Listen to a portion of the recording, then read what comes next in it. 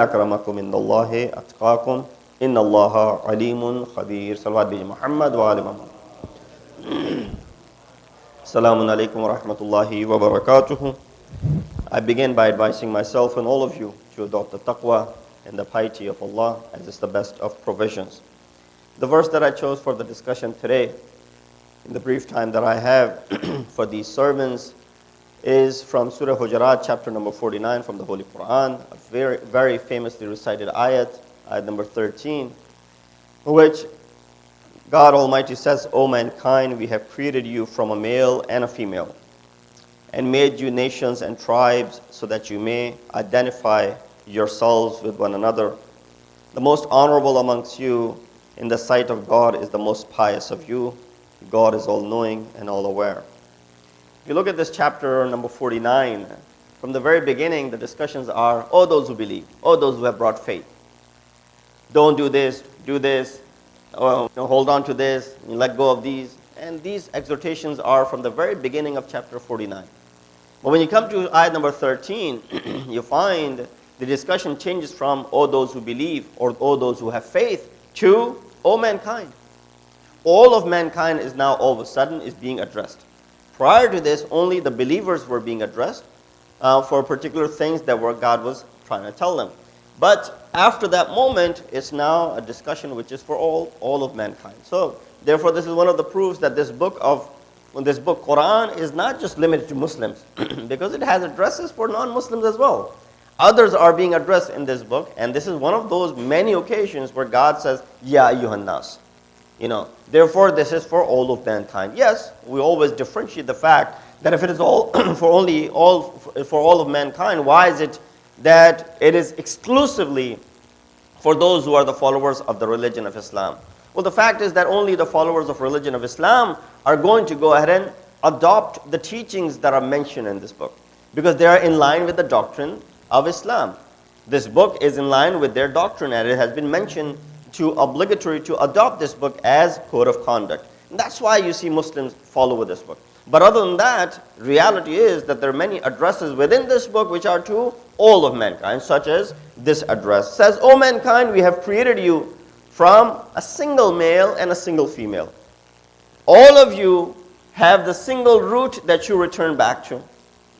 The father is mentioned in Quran, which is Hazrat Adam. Mother is not been mentioned by name, but we all know through the riwayat that mother is Bibi Hawa or Eve, Adam and Eve. The discussion is in the biblical scripts as well. So we find that this is where the discussion is leading up to, that you all emerge from the same pair. And therefore you can understand the root of everyone that exists, the 7 billion of us that exist, is that same pair, that Adam and that Eve. So if there's anything that can bring you together to reconcile your differences, is that, you belong to the same family, the same father and the same mother. Yes, what we did afterwards, as, there were children of Adam and Eve, and then there were different tribes, and there were different, nations that they were divided into. There's a reason behind it. So God says, then we created you from a male and a female, and made you shu'uban wa qaba'il. Shu'ub is a plural of sha'ab, which comes from shu'ba. जैसे होता है ना उर्दू में शोबे मुख्तलिफ शोबे हैं. Sha'ab is where you find that it is a broader sense, where today the word sha'ab refers to a nation. Muslim, for example, Sha'ab al-Arabi, Sha'ab al-Irani. It refers to a specific nation, that Iranian nation or the Arab nation, or for example, the Pakistani nation or the Arab or the subcontinent, and so on and so forth. This is where it has a broader sense. But the word qabail, which is the plural for qabila, refers to tribes, which is obviously a smaller group of people. So there could be many qabail within a sha'ab. There could be many tribes within one nation. And therefore God is explicitly mentioning these two aspects, that you understand that it is not that you go ahead and divide yourself amongst them. You always have to remember and recall that there's a single pair that you all emerge from. We have made you into different nations. We have made you into different tribes, because those were the places where you grew up. And so it'll be easy for you to recognize one another from that aspect. For example, if I tell you that I know a brother from, Asia, it's like, well, Can you narrow it down a little bit? Asia is very big. Oh yeah, from subcontinent. Again, subcontinent is a very large area of Asia. Middle East, for example. Again, Middle East has many countries within it. Saudi Arabia, for example, or Iran, for example. Can you narrow it further down? You know a person from Iran? Well, good. Where from Iran? Oh, I know him from Tehran. Oh, you know him from Tehran. Where in Tehran? Then you go ahead and further and limit, okay, that street, for example, that, town, for example, which is within that city called Tehran, for example, or within that city called Mecca, for example, or Medina, for example, or if you know someone from United States, from New Jersey, from Somerset, from Franklin, from Cedar Grove Lane, this is how you narrow it down. So why? So that you may be able to recognize one another. These things are there for merely recognition and not so much to divide one another. From this aspect, we understand God's mentioning this is to identify yourself with one another, the most honorable. Now, don't start thinking that because I am from Somerset and so is from, Hightstown, or so is from New York and I am from Philadelphia, there's some sort of superiority between one or the other. No. I grew up, for example, in Hijaz, in Mecca or Medina. I, for example, am from, other, historical places that I come from, so therefore some sort of honor is associated with me. If I'm from India, let's say I'm from Hyderabad, or for example, I'm from Lucknow, I'm from other places, that there's some sort of honor that is associated with me. No. The only honor that God mentions in this particular ayah is that the most honorable among you, although you're divided into many nations, and within those nations there are many tribes that exist. But all of that is true because you belong to the same father and the mother. But the most honorable amongst you is not whose tribe is, for example, very famous, whose nation is, for example, very powerful. No, these things don't matter when it comes to God. Because in front of His qudrat and His power, you are nothing. So no matter how powerful you could get, how significant your tribe may be, how important popularity, how much popular you are, and how much popularity you gain, there's nothing in front of God. Yeah, it may be good to impress one another, but nothing in front of God. The most honorable in His sight, if that matters to you. If what matters to you is one another, that I want to impress my colleague and my friend, that we created you from a male and a female. So the principle of equality in the creation of man and women. Number two, principle of difference between tribes and groups. That is also done on purpose. So there are tribes and there are groups. Don't further divide yourself in many more other groups that we already have created for you. Number three, the principle of superiority is nothing but piety and taqwa. So these are the three basic principles that are being mentioned already. Although, in other verses, Quran gives edge to certain people with knowledge, with experience, with trustworthiness, with abilities, and so on and so forth. I'll give you one example. That migration was the criteria at that time. The Prophet made this migration, right? And that migration was very vital for the survival of Muslims. They had to flee Mecca and they had to arrive in Medina. And that was very important. That migration was critical, so critical that our calendar is based on Hijrat, the migration. That's where our calendar began, right? So we are in the year 1441. That means it's been 1441 years since the Holy Prophet migrated from Mecca to Medina. That's how important this migration is. It's a turning point. So that was a very critical point in the life of Muslims at that time in Arabia. And therefore, when it was so critical, their future depended upon it. And therefore, this was, today, for example, migration may not be that important. Some people may take the migration, some people may migrate, and some people may not. Looking at the circumstances. But when it becomes critical to your survival, then yes, Aql says, intellect says, all of us should go ahead and migrate. For example, this land will be flooded with, the storm or the hurricanes that are coming, for example. They predict that this whole entire place will be flooded. Or, some other storm is coming which will devastate. Therefore, you do what? You're informed by the law enforcement agencies to leave this place, go to a safer place. This is for your own survival. Now, this is for all of us. Now, sometimes it is enforced. Sometimes it is just given as an option to you. So many of us will leave Many of us may not leave. Now, it hasn't happened over here. Hopefully, it never happens over here. But I've seen these sort of migrations in, Gulf area. For example, Gulf of Mexico, where many of these states like Louisiana, Alabama, and for example, Texas even, the people who live by the coast, because of certain hurricanes that came, they were told to, for example, migrate. They were told to, for example, travel inland so that they will not be impacted by the storm. The storm will come, do all the destruction. You can't stop that destruction. By no means the government can stop. Maybe it limited, but you can't stop it happen.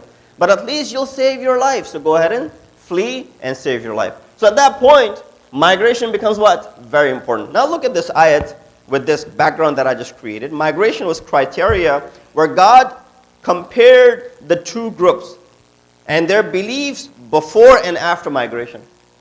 This is in Surah Anfal, verse number 72. وَالَّذِينَ آمَنُوا وَلَمْ يُحَاجِرُوا مَا لَكُم مِّن وَلَايَتِهِم مِّن شَيْءٍ حَتَّى يُحَاجِرُوا. Those who believe and have emigrated and struggled with their possessions, because what you had to do was leave your stuff behind. That's what you're told in the emergency situation. If you're ever in a plane, then leave your stuff behind. It said those who believe and emigrated and struggled with their possessions and their souls in the way of God, and those who have given refuge to them, that means those Ansar, those who welcome them with open hands in Medina, are friends of one another. And those who believe but have not emigrated, they did not make this migration, you have no duty of friendship towards them until they emigrate. That means God is comparing two groups of people. Those who went ahead with the command of the Holy Prophet, they leave your stuff behind, they struggle with their possessions, they left everything behind because it's very difficult, they emigrated with the Holy Prophet. They are considered, they are also believers, they brought Iman and faith, they left with the Prophet, they are situated at one place, whereas those who believed, but yet they did not emigrate with the Holy Prophet. They said, no, we're going to stay back. We're going to keep our possession. We're going to keep what belongs. So we're going to fight for it. That was not, required at that moment. Because 8 years later, they eventually came back. 8 years later, they were able to conquer the entire city. So they had to trust the Holy Prophet. Therefore, the two groups are compared with one another, and the one which migrated is considered to be superior to the one which did not migrate. Salawat bi Muhammad wa ali Muhammad.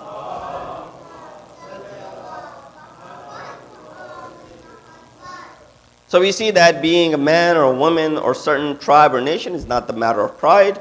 This is how Allah deemed it to be and designed it. The difference that is seen in the people of various places from appearance, color, ethnicity is all based on the wisdom of Allah subhanahu wa ta'ala, so we can recognize one another. It isn't a matter of pride or honor. Quran denounces all types of discriminations, ethical, national, tribal, economical, conceptual, cultural, and social. The only criterion that Quran considers to be virtue is taqwa, and that is piety. And that could be very easily understood from this, this tradition in which we read from Masum Sallu ala Muhammad wa ali Muhammad. He said, Inna Allah la yanduru ila ahsabikum. That Allah does not look at the status or lineage of your family, nor does He look at your bodies or wealth, but He looks at your hearts. That's something which is important to Him. One who possesses a righteous heart, God is compassionate and merciful towards him. You are all children of Adam. The most beloved near God are those who are most pious. Very clear. So, not that the ayat was not explicit enough. These ahadith and traditions that go under are also important. So there is a discussion, if I can just take maybe 3 more minutes of your time before switching over to the second part of the khutbah, is pride. How do you define pride? Now, what is pride? What is it that you can take pride in? In other words, there must be healthy pride as opposed to unhealthy pride. Now, unhealthy pride we understand. But what is pride? Where do we draw the line? So what is the pride? And we can't take any pride in anything whatsoever? No, there are, psychologically speaking, healthy and unhealthy prides. Healthy pride represents a positive notion of self-worth. This is healthy pride. There's a positive notion that exists of, self-worth, that you're worth something. And it is based on a history where personal effort and expenditure of energy led to success. So you did something personally by which you attain some sort of rank and maqam. Opposite to this is the unhealthy pride, which depicts an overly favorable evaluation of self. That I am going to look at myself and disregard many of the faults that I have, and I have an overly favorable evaluation of myself based on giving oneself too much credit for accomplishments that typically may not be that important, or rather modest. Something that really isn't, a worthy accomplishment, but I go ahead and take pride in that. Number two, healthy pride is expressed in an assertive fashion. And it's most often conveyed implicitly, not explicitly. It is a quiet, self-assured affirmation of one's capability. It's quiet, self-assured, but there's affirmation in it. There's positive in it that I have achieved something. On the contrary, unhealthy pride is a far more aggressive, explicit declaration not to competence as such, but of personal superiority. Not to what that has been achieved, but more so who has achieved it. See the difference between the two. Number three, as understood by experts, healthy pride relates to a person's acting pro-socially, thinking about others. On the contrary, unhealthy pride links to what's generally deemed antagonistic, antisocial, or rule-breaking behaviors. This is only for us. This is only for me. This is only for exclusive club, and no one else belongs to this. Number four, those with healthy pride motivate and inspire others to take their lead and join them. Yes, I have achieved it, but I want all of you to be part of it. So come and join. Compare this to individuals with unhealthy pride who tend to lord it over others. They don't want to share their successes, but rather do everything possible to make sure no one trespasses them. I've come here, I don't want anyone else, exceeding what I have done already. And if they make any efforts, I'm going to do all my best to stop them, lest they take lead in already what I have achieved. Finally, healthy pride, unlike the unhealthy variety, isn't egocentric. And that's why those with such pride can take pride not just in their own accomplishments, but in those of others as well. So it's very easy for a person to look at someone else's accomplishments and wholeheartedly acknowledge that, accept that, and not feel any sort of envy or jealousy inside of them.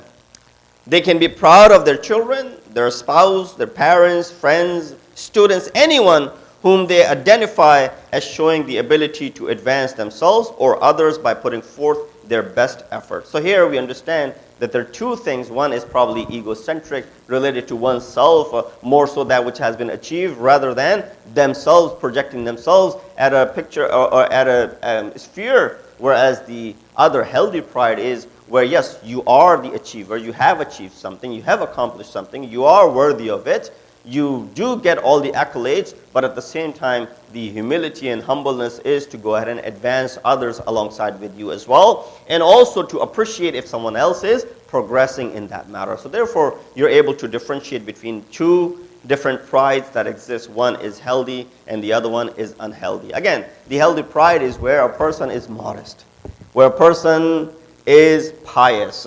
And that's what the ayat of Quran that we recited was there as well. That we created you from a single male and female, which is Adam and Hawa, Adam and Eve, so that you may be able to recognize one another. Yes, you've been divided into nations and tribes, but that is only for each other's recognition. The most honorable in the sight of God amongst you is the one with the utmost amount of piety and taqwa. We ask God to give us the ability and tawfiq to attain this taqwa and become pious and righteous servants of God. In Nasr al-Hadith, وَأَبْلَغَ الْمُوِذَا كِتَابُ اللَّهِ أَعُوذُ بِاللَّهِ مِنَ الشَّيْطَانِ الرَّجِيمِ بِسْمِ اللَّهِ الرَّحْمَنِ الرَّحِيمِ وَالْعَصْرِ إِنَّ الْإِنسَانَ لَفِي خُسْرٍ إِلَّا الَّذِينَ آمَنُوا وَعَمِلُوا الصَّالِحَاتِ وَتَوَاصَوْا بِالْحَقِّ وَتَوَاصَوْا بِالصَّبْرِ.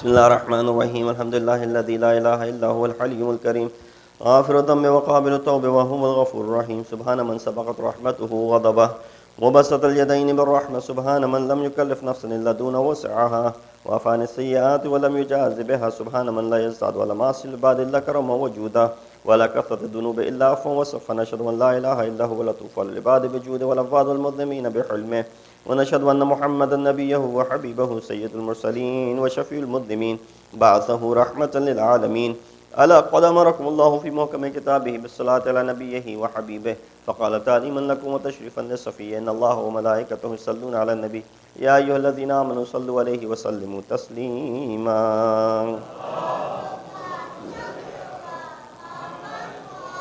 اللهم صل على سيد المرسلين وشفيع المذنبين نبينا محمد صلى الله عليه وآله وعلى إمام المسلمين وقائد الغر المحجلين أمير المؤمنين علي بن أبي طالب وعلى سيد النساء العالمين وبذة خاتم النبيين سيدتنا فاطمة بنت رسول الله صلوات الله عليها وعلى الحسن المجتبى والحسين الشهيد بكربلاء وعلي بن الحسين ومحمد بن علي وجعفر بن محمد وموسى بن جعفر وعلي بن موسى ومحمد بن علي وعلي بن محمد والحسن بن علي عليهم الصلاة والسلام اللهم صل على مولانا صاحب العصر والزمان اللهم صل صاحب العصر والزمان ما هي الآثار بالدعوة والطغيان هادم الأمنية والشرك والنفاق حاصل فل البغي والشقاء وصلوات الله وسلامه عليه وعلى عباد الكرام اتصلت الليالي والأيام اللهم عجل فرجه وسهل مخرجه واكحل ناظرنا بنظرة منا إليه واجعلنا من المستشهدين بين يديه وتفضل على أمراء المؤمنين بمزيد التوفيقات وازدياد الإقبال وأولو الدرجات اللهم افعل بنا ما أنت أهله ولا تفعل بنا ما نحن أهله بجاه محمد وآله المعصومين صلوات الله عليهم أجمعين وممن يذكر فترفع ذكر عند الله يعمل بالعدل والإحسان وإيتاء ذي القربى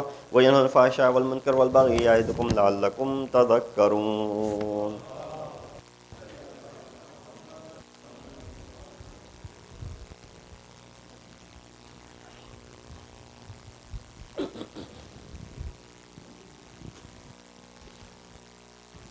أكبر الله أكبر أشهد أن لا إله إلا الله أشهد أن لا إله إلا الله أشهد أن محمدا رسول الله أشهد أن محمدا رسول الله أشهد أن عليا ولي الله أشهد أن عليا حجة الله حي على الصلاة حي على الصلاة حي على الفلاح حي على